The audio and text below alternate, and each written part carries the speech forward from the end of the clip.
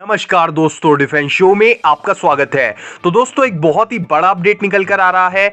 एक और surgical strike को लेकर कुछ अपडेट्स मैं आपको देने वाला हूं। उसके साथ ही ये भी बताऊंगा कि कैसे हमारे जम्मू कश्मीर को अब पूरी तरह से भारत के राष्ट्रीय ध्वज के तले भारत सरकार ले आई है। तो वीडियो में अंत तक बने रहिए, वीडियो बहुत ही इंटरेस्टिंग है। साथ ही लेटेस्ट डिफेंस अपडेट्स के लिए चैनल को जरूर सब्सक्राइब करिए। तो चलिए वीडियो शुरू करते हैं।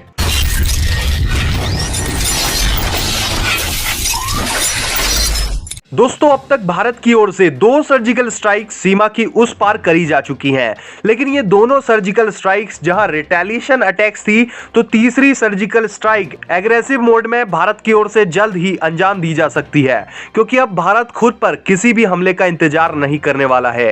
दोस्तों, पिछले कुछ समय में जो कुछ घटनाक्रम चला है, उसे देखते हुए भारत को यहां पर एग्रेसिव बनकर लड़ना होगा और हमारी इंडियन आर्म्ड फोर्सेस को जैसे ही पर्याप्त इनपुट मिलता है तो कोई बड़ी कार्रवाई जल्द ही करी जा सकती है। और इसका एक इशारा जम्मू कश्मीर के डीजीपी ने दिया है। दोस्तों, जम्मू कश्मीर पुलिस ने यह दावा किया है कि प्रदेश में करीब 200 आतंकी अभी भी सक्रिय हैं, जबकि पाकिस्तान से सटी सीमा पर बने लॉन्चिंग पैड्स में करीब 250 आतंकी भारत में घुसपैठ की फिराक में बैठे हुए हैं। और जम्मू कश्मीर पुलिस का यह भी दावा है कि 28 जून से शुरू होने वाली अमरनाथ यात्रा की सुरक्षा के लिए तैयारियां शुरू कर दी गई हैं। और जम्मू में मीडिया से बात करते हुए प्रदेश के डीजीपी दिलबाग सिंह जी ने कहा कि जम्मू कश्मीर में हाल ही में करीब 200 के आसपास आतंकी सक्रिय हैं।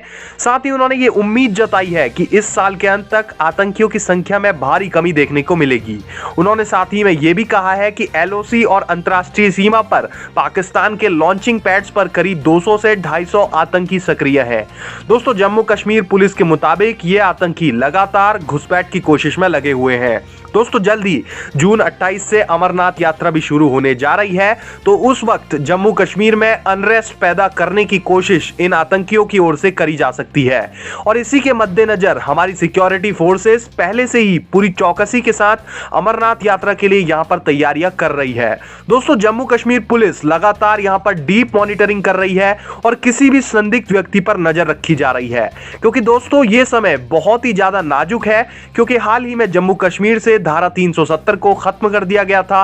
और इसके बाद अब भारत सरकार की यह तैयारी है कि जम्मू कश्मीर को स्टेटहुड वापस दी जाए। उसके लिए यह भी जरूरी है कि पहले जम्मू कश्मीर को बैक टू नॉर्मल यानी कि मुख्य धारा से जोड़ा जाए। और साथ ही हाल ही में यहां पर इंटरनेट सेवाएं भी बहाल कर दी गई थी। और अगर इस समय पाकिस्तान जम्मू कश्मीर में अनरेस्ट पैदा करने में सफल हो जाता है तो यह बहुत ही बड़ी नाकामी होगी भारत के लिए।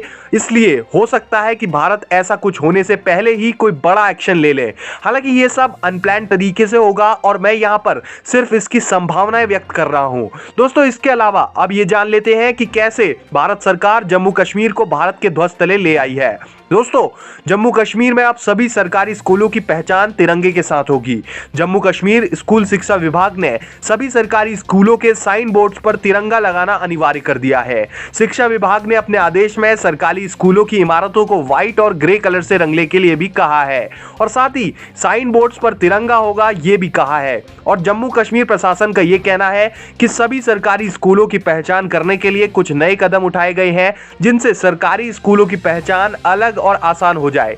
दोस्तों, स्कूल शिक्षा विभाग के आदेश के अनुसार अप्रैल महीने के अंत तक प्रदेश के सभी स्कूलों को आदेश के पालन की रिपोर्ट शिक्षा विभाग को देनी होगी और इस आदेश की अनदेखी करने वालों पर कार्रवाई का भी प्रावधान रखा गया है।